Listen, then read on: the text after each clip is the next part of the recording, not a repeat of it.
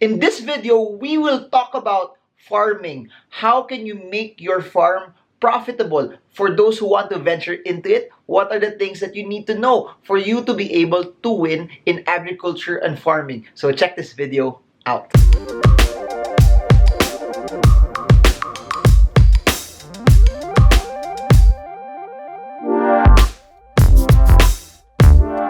Hi everyone, this is Marvin Germo. If you're new to this channel, please subscribe and smash that bell so you get updated every time I create new content about the stock market. You've inspired me, guys, to create more than just one video a day, and the road to 100,000 is very, very close. So thank you so much. Smash that bell. Be part of this new wave of Filipinos doing business and investing. So enjoy the rest of the video.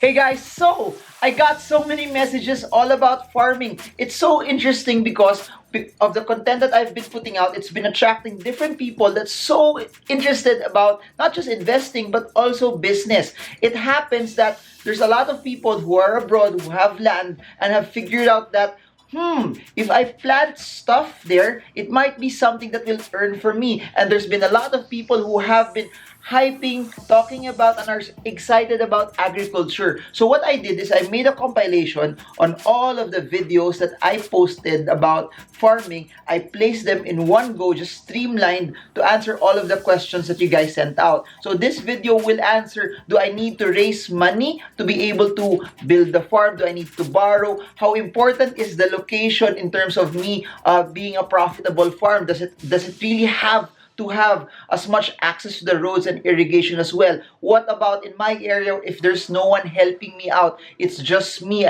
What about I have land but I don't have any experience in farming? What's the best crop for me to produce? If I have land in Baguio, what's the thing that what are the things that I should plant there? Or if I have a farmland in Batangas, in Cavite, or the Central Plain of Luzon, what are the best areas there? Should I modernize? Should I partner with people? So this video will just focus on everything you need to know about farming. This is like a mini movie already. I hope you guys have your popcorn on. I hope you guys are ready to learn. I hope you guys have an open mind into it, because I'll just keep on making videos like this. If there's any portion in this video that is appealing to you, is something that pushes you and encourages you, just comment farming so that I get encouraged also that, hey, people are enjoying this, people are understanding more about farming as well. And if there's anything here in the video that's not yet covered, I'll try to make another video off of it. Just comment your questions below and I'll try to make as much content as possible for you guys. So it's divided into 4 parts. We have Dodo Cacanando, we have Salvi Duplito, we have Pablo Santos, and we have Jairus Ferrer. Each of them have different farms. Each of them have different ideologies also in terms of farming, so that I want to give you different perspectives as well. Because the Philippines still is an agricultural country. There's so much areas here that we could possibly use for us to be able to generate income, but not just income, but also employment to people as well. So I hope this helps you and enjoy the rest of the video. I want to start farming, pero I don't know what crop to plant and sell actually. If you're an employee, I suggest you don't leave your employment because it will provide for your needs. Plus, may lupa ka. What you should do first is to just try in a small lot and then force feed yourself. Kasi mahirap yung ambisyon na I'd like to farm and then I want to sell to a big community. Kasi marami tayong kailangan pag-aralan. The soil, what plant to grow, how the market. So I've learned that we should start in a simple way. One, as an employee, just grow to feed yourself. Pag okay na siya and then you're comfortable with the crops that you grow, you now feed your community. Diba, madali naman mag-grow yan, parati magpalaki. Pag marami ka ng alam in farming. And always the dangerous thing about farming as in any business is going into it big without understanding the factors that you need to manage. So gano'n lang, first feed yourself, okay? Next, feed your community. Pag malaki na, then grow bigger. Is there something parang, kumbaga sa stocks, is there like a blue chip crop or product na parang it's less risky, mas malaki yung chance for success than others? In our foundation, what we grow is pechay. The simple crop makes the foundation survive.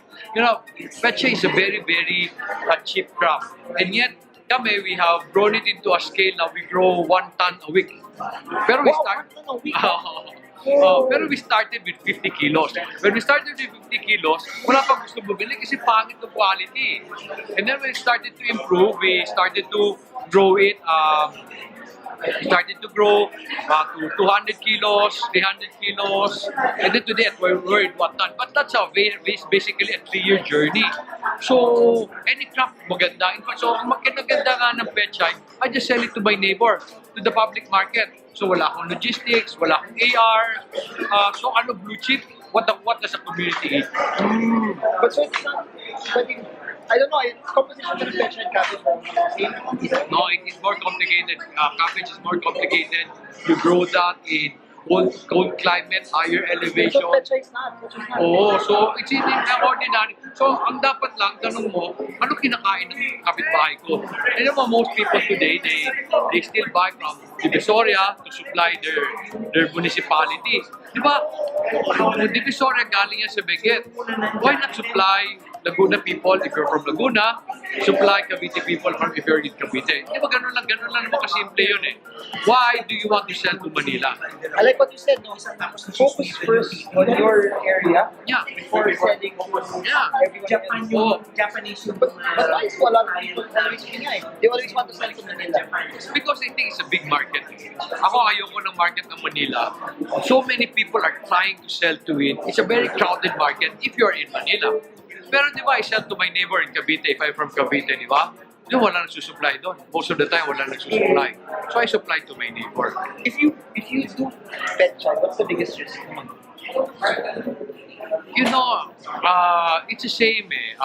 Pest, soil, weather. The risk in petchay is the same risk as all crops. Okay, weather is the same. They all have pests. Kaya nga sabi ko eh, start small. Because you need to understand how to manage all these factors. If you start big, nawalan ka ng pera, masyadong malaki yung cost. Good follow on. Kung may lot na ako, how big of a capital requirement do I need to actually start petchay? Considering I have a steady income already, how much should I set aside to make it happen? You earn 20,000, diba? Sabi mo, you earn 20,000. I will be like Marvin. I will set aside 2,000 a month. Diba? If I have 20,000, I start to experiment on petchay, experiment on eggplant. I will do it in a small scale. So I continue to save 2,000 while I'm doing that. Bakit? Pag na-peste to, I still have another set. I still have reserve money to grow it again. So, once siya, para rin siyang, di ba, Mark, you invest in stock, you try certain stocks, they're good. Pero you don't stop saving. Para pag nawala siya, meron ka pa rin. So how much money do you need to start? Not a lot eh. Not a lot eh. Kasi one move, mura ang mga seeds, mura ang fertilizer. Okay. Ang mahal lang dyan, labor. Okay.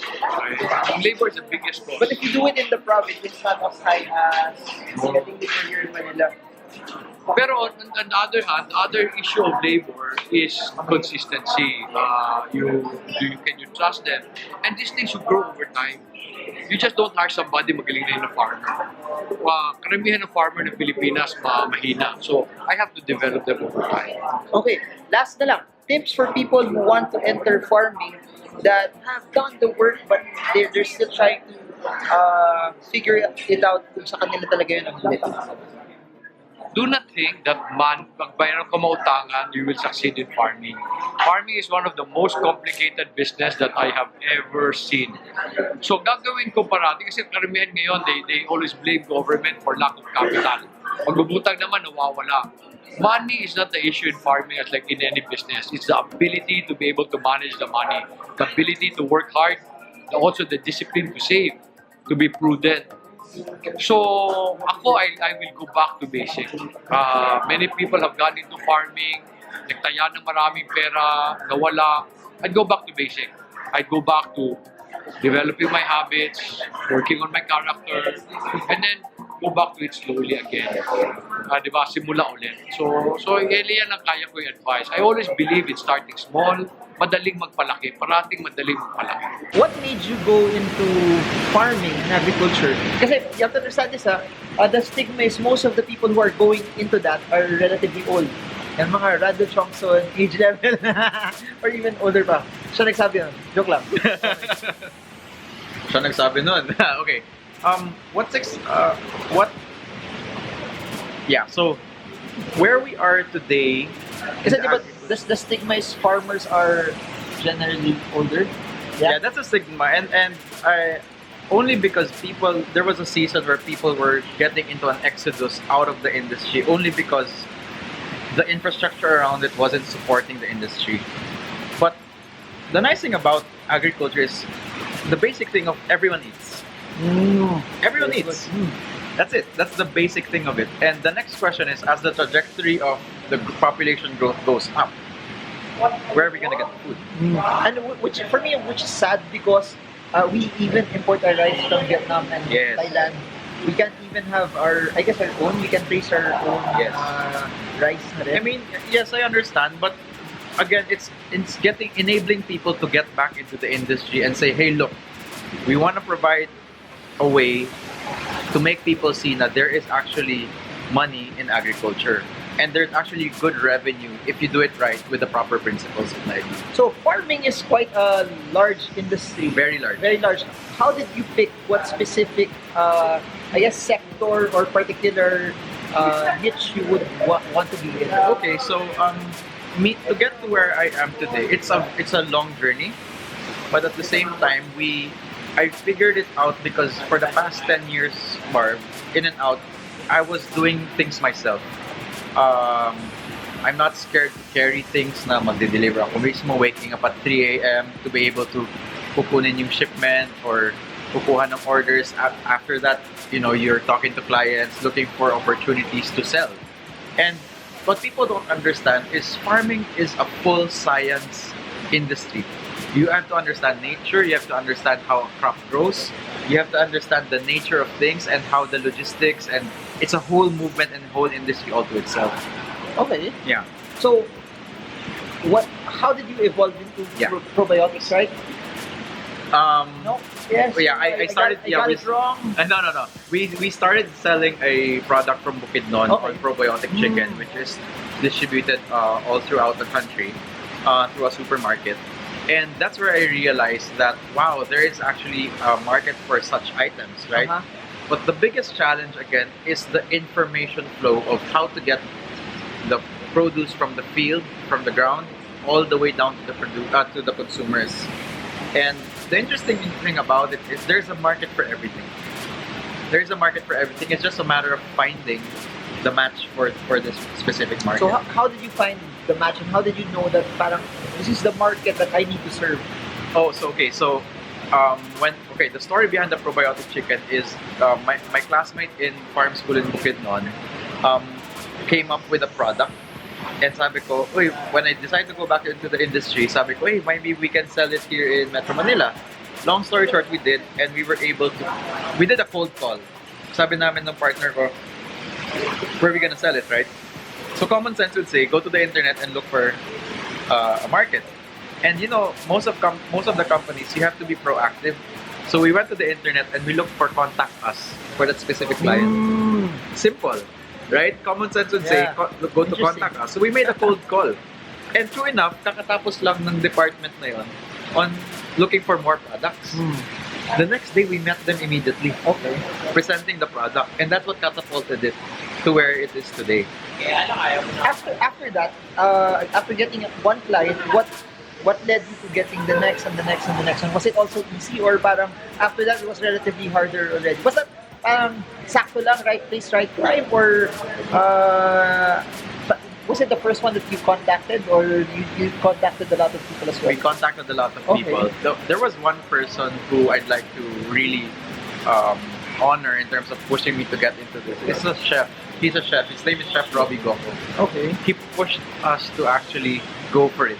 I mean, Jai, just make sure just serve it to us, and it's gonna grow. It's gonna grow.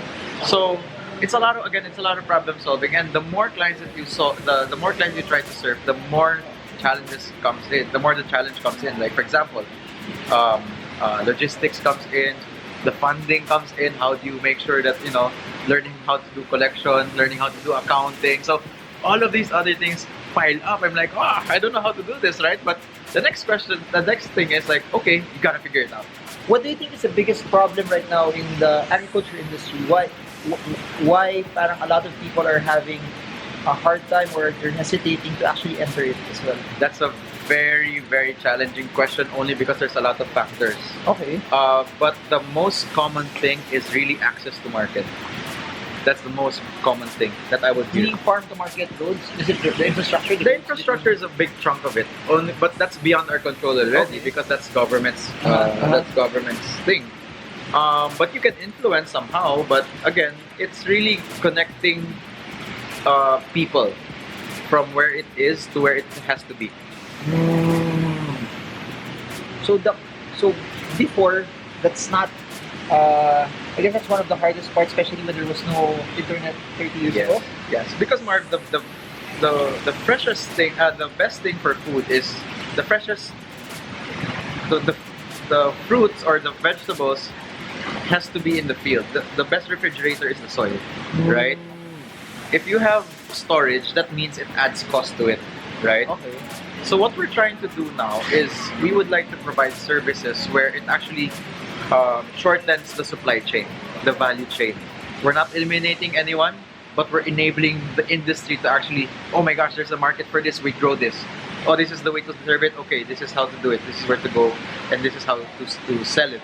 So how did since there was no connectivity before, no? How did actually people get to sell their items? What made other countries more successful than us in doing so? Producers, when in terms of the internet, parang it's just fair game for everyone. It's fair game for everyone. But in the Philippine setting, the industry is heavily the industry is heavily dependent on traders. Okay. Because the traders have the information, they have the added value, which is no problem. And I mean, that's what they're serving.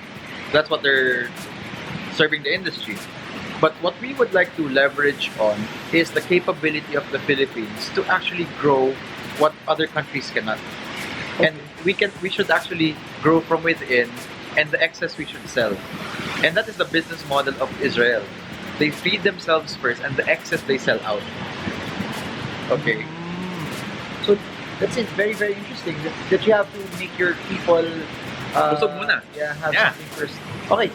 So now, for in terms of industries and growth sectors in our country, no, where do you think, in terms of crops, in terms of region, where should be the focus? Where should be the focus? I think all provinces have a specific niche item to grow. We have to remember, Marv, we're an archipelago of 7,000 islands. And we're, of course, very heavy dyan, yung coconut. We have other industries as well. But I believe that every province has something to offer.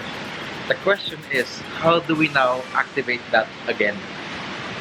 So that's the biggest question now.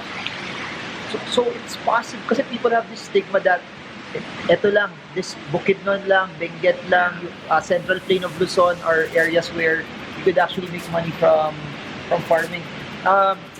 In terms of, I guess, selling it, in terms of margins, is it hard also to, kasi you don't see any large conglomerate going into into agriculture. In the Philippines, there's a lot of micro. There's actually everyone's in the micro scale, and we're not like the US or other big landed areas like China, where they can actually dedicate a whole 100 hectares or 200, 300 hectares one at a time. You need a corporate farm to do that, and we have that. We have a few corporate farms serving in the Philippines, but a chunk of the industry in the Philippines are actually micro farms, right?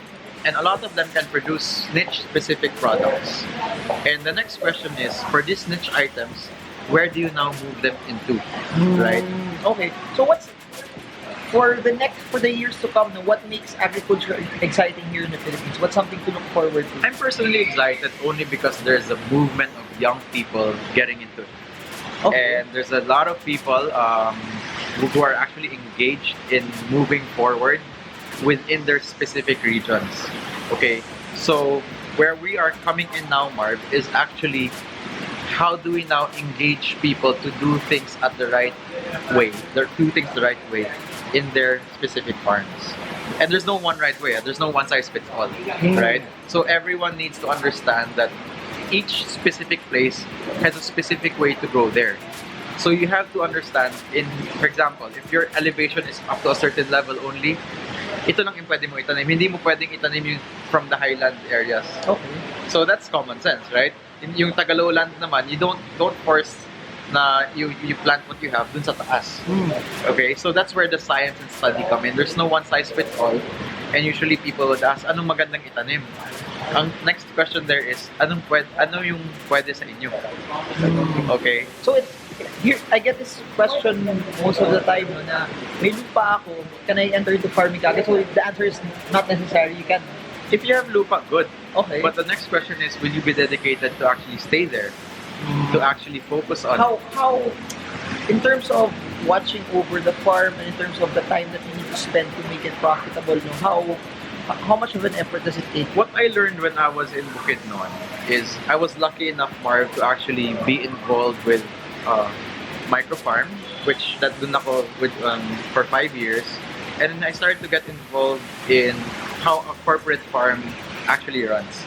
Totally different, but both need management skills. What's the main difference? And for those who don't know, what's the difference between a micro farm and a corporate farm? A corporate farm is where that's where you manage like 50, 100, 200 hectares at a time.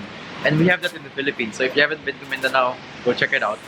That's like Del Monte, Dole, Yes. etc. Yeah, Okay. that's what you call a corporate farm. And that's where you infuse large capitalization.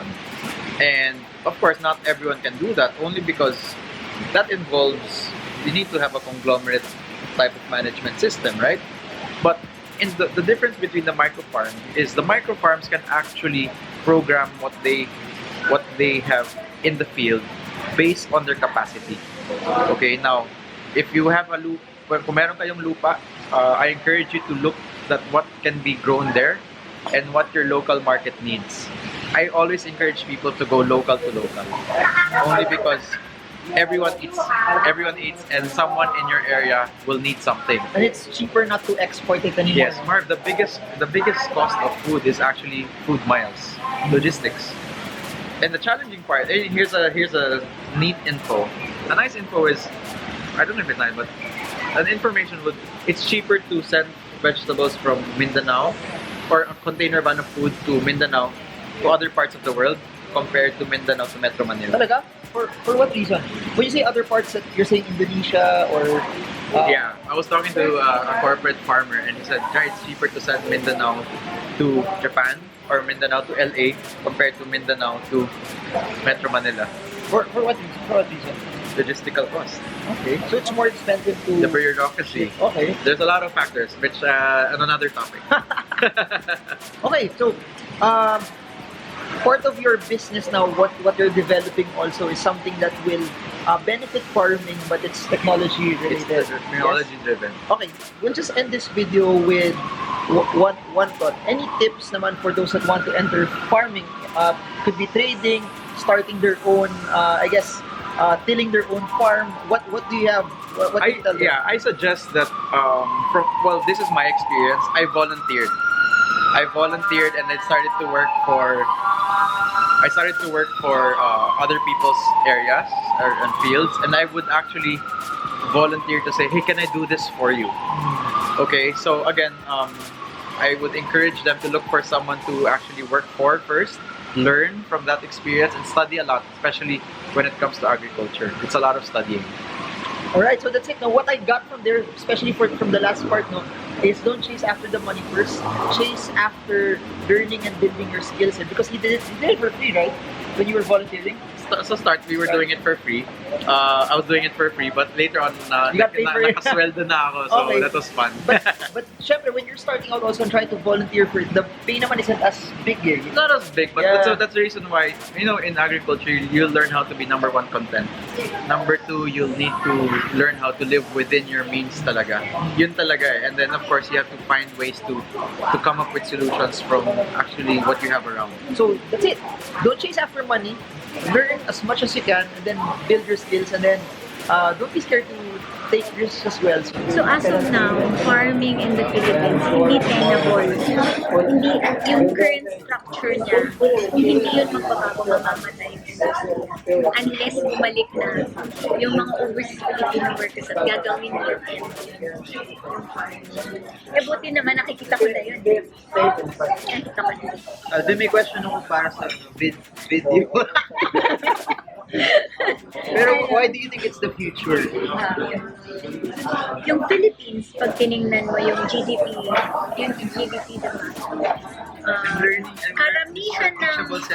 karamihan ng labor sector nasa agriculture.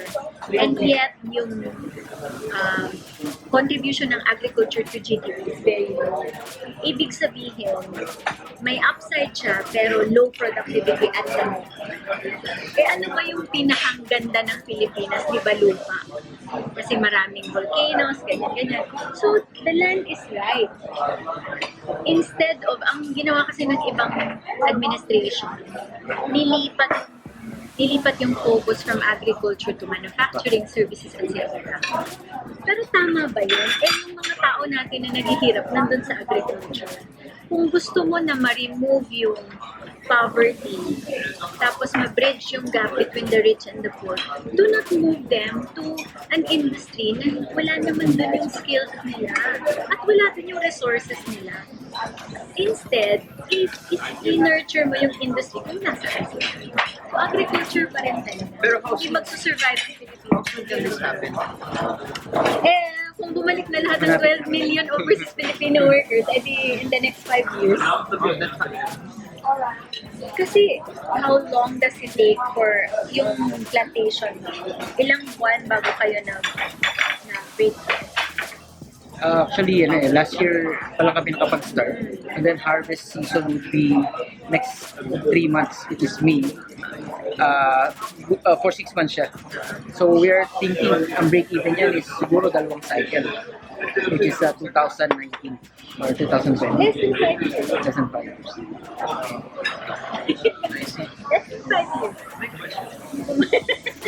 Kung Pero, bumalik. wouldn't it be better, kunyari, na kung paano kung nag-import tayo sa labas, tapos the economy focuses on other things. Is that better or wouldn't make it? It will make the prices more for the consumer, for the consuming public, mas friendly yun. Mag-import ka kasi mura lang. Mura, maganda naman yung quality. Pero ang hindi mo ma-change, yung productivity, tsaka yung so, overall, in the long run, kailangan talaga natin ma-fix yung poverty problem. Kasi it's causing all the division, the frustration. So, yung social aspect, hindi mo pwedeng tabihin. Good point. Short term lang. Eh, ang maganda doon, you're solving the social aspect. You're also figuring out and making sure na in the process, you're earning money. Kasi hindi naman gawang-gawa yung pag-farm. Kumikita naman yung mga bagong farmers, yung mga dodong of the world.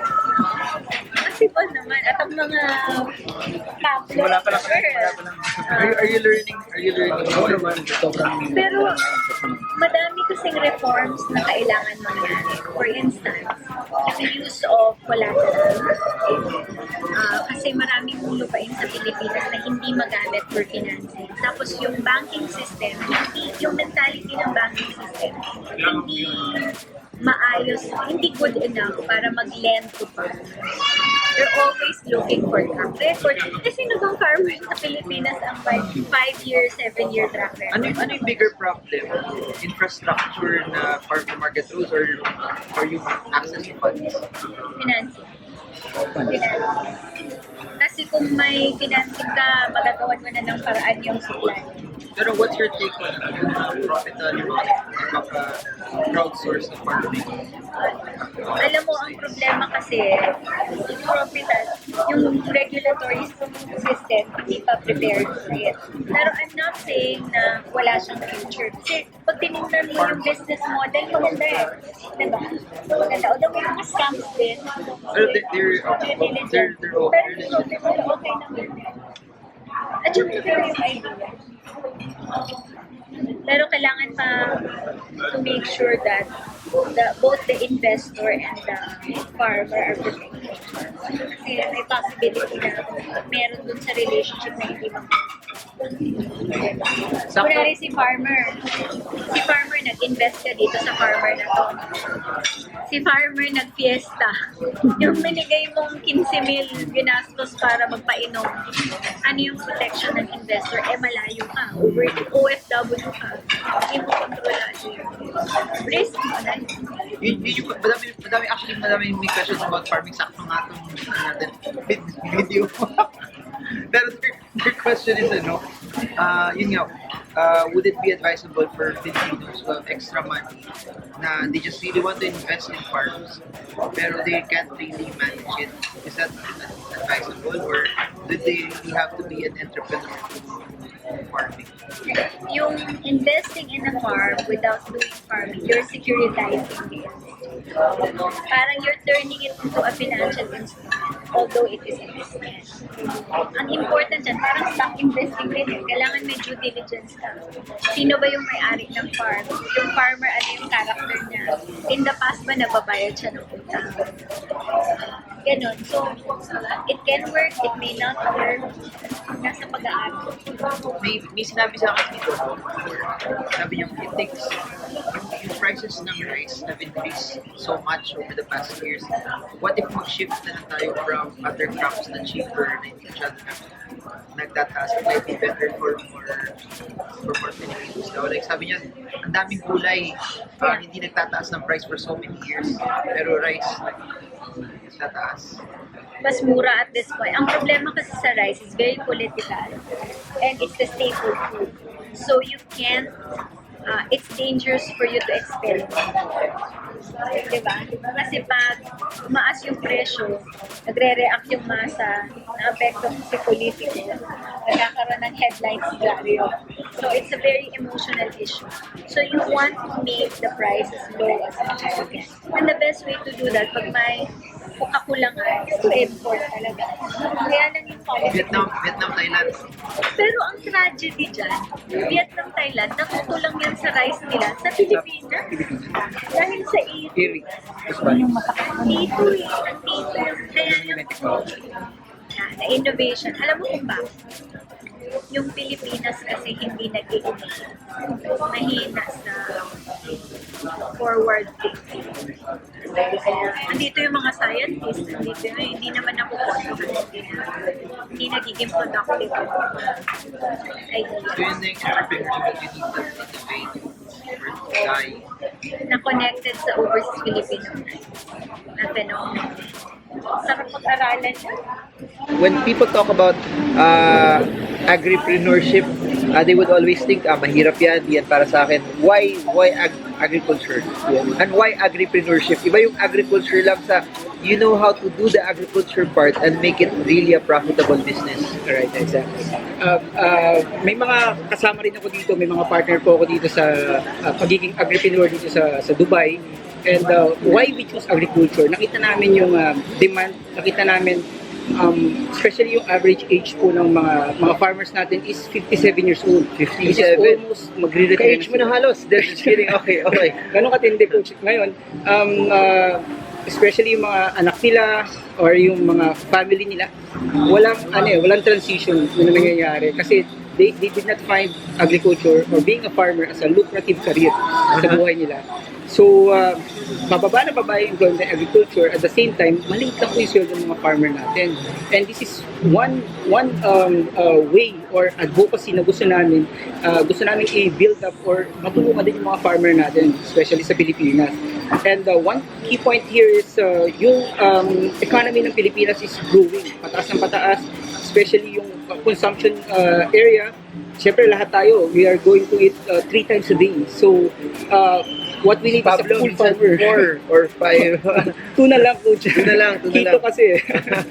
Alright. So, yeah, so we can see the bright future of agriculture ahead, especially sa Pilipinas. So, Pero what do you think makes what you do? You think it will be? How do you think it will be successful when you've mentioned that it hasn't really been profitable for a lot of farmers? yeah, especially yung mindset ng mga farmer na once na magtanim sila ng say fruits or vegetable, after that they're going to sell it to somebody.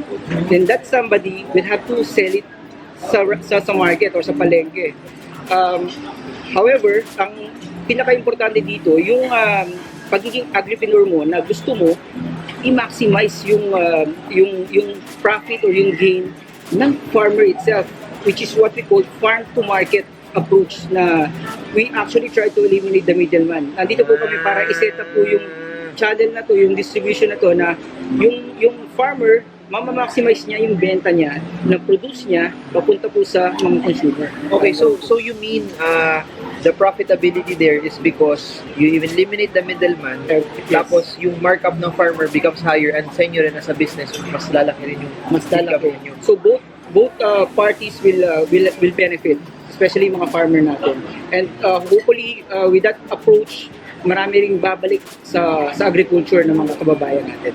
Okay, so malaking upside sa agriculture because of our growing economy, and then it's something, tingin mo ang top pa ba siya? Madaming hindi pa nag-explore dito. Right, coach? Actually, based sa study namin, in terms of sa Philippines, yung land area niya, 40% ito is agricultural land, which is arable and yung iba may nakatanim na, yung iba wala pa nakatanim. Okay. And that is one of the advantage ng Pilipinas compare mo siguro sa Europe o sa US or sa ibang country, that one of our strength is meron tayong mga lupa, meron tayong agriculture.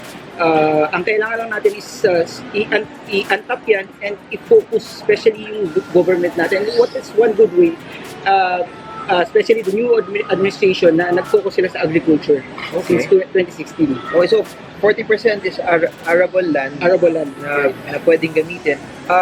You're venturing into dragon fruit, you mentioned this to me. Yes, for people who want to start and venture into this, how big of a capital is needed, regardless of what fruit or crop or whatever produce that they want to make? Yes. In terms of capitalization, of course, dragon fruit is one of the high-valued crops natin. But I know other fresh produce, other vegetables na you can start small kasi yung span naman niya ng pagtatanim, from the time na magtanim ka up to mag-harvest, it only takes 3 to 4 months or 3 to 6 months kind of harvest season. Pero yung dragon fruit po is almost a year, coach, Okay. yung harvest niyan. And Okay. it's also a bigger investment compared to other crops, but the return is better. What should be a good working capital for those that plan to start? Ano yung something that they can start with? Right. Of course, it depends kung gaano kalaki yung Okay. yung lupa mo, yung space Okay. ng lupa mo. But siguro what I can say is for like half a hectare, more than $1 million talaga yun. Okay. Kailangan Yung half hectare na yun, hindi pa nila nabili yung lupa na yun, or nabili na nila yung lupa kasama sa price na yun? right now is what I'm saying is that yung may current ka ng lupa. Ngayon, if you're going to buy, of course, that So will it be becomes higher pa. So yung Higher pa. 500,000 Right. is just to set everything up pa lang. yes. Okay. Only for the operation. Yeah. Okay, interesting. So, your capital will become larger if you want to buy also. Is it advisable to rent a piece of land as well? Exactly, yeah. But what I can say, especially dito sa mga kababayan natin sa UAE, especially sa Dubai, marami ditong may mga lupa, pero hindi nila pinapansin or nakatenga, napabayaan, kasi yung iba hindi talaga sila marunong magsaka or mag-farm. But kung meron talagang avenue para dito, I think we can untap those, and that are big potential na pwede nating taniman later. Okay. Na meron na silang current. However, kung yung wala ka pang lupa, pwede ka rin Challenging at least there. Okay. Pwede ka mag-lease. Actually, uso na nga yan, siguro 5-10 years ago sa Pilipinas, na marami ng entrepreneur na nag-lease ng lupa mo, and then they're going to plant, and then they're going to give you a fixed amount. Then of course return will be better also. Okay. So at least no, you get as a snapshot na for those na may bakanting lupa, you can easily earn from the rental income, or if you want to go their route and go directly into the agribusiness, you can use that. Kasi sayang nga din if your land is not used, why not maximize it to the full? While you are here, you have the money, you have the capital. That's why stories like this are very, very important, because we need more Filipino stories that they're successful here abroad, but while they're abroad also they're building a stockpile of assets. Hey guys, so I hope you guys enjoyed the video. I hope this is something that added so much content to all of you, added so much value to all of you, and I'll just keep on making videos for you guys. I'll never stop doing videos. I'll never stop hustling and doing my best to change the narrative, because Filipinos deserve better. Filipinos deserve to be the best versions of themselves. I really hope that this generation, my generation, we will be one of the greatest investing generations ever. And I'll never stop. My promise to make 10,000 videos, I won't stop. I'm gonna do 10,000 videos. I'm gonna keep on hustling, because I really believe this is one of the greatest times to be alive. This is one of the greatest times to invest. And I hope you're part of it. And I hope you be part of it. And I hope that you just don't watch this video, but this is something that will cause you to execute. This is something that will cause you to change the way you live your life. I hope this video helps you. Trade well, trade strong, trade smart. See you all again soon. Marvin Girma.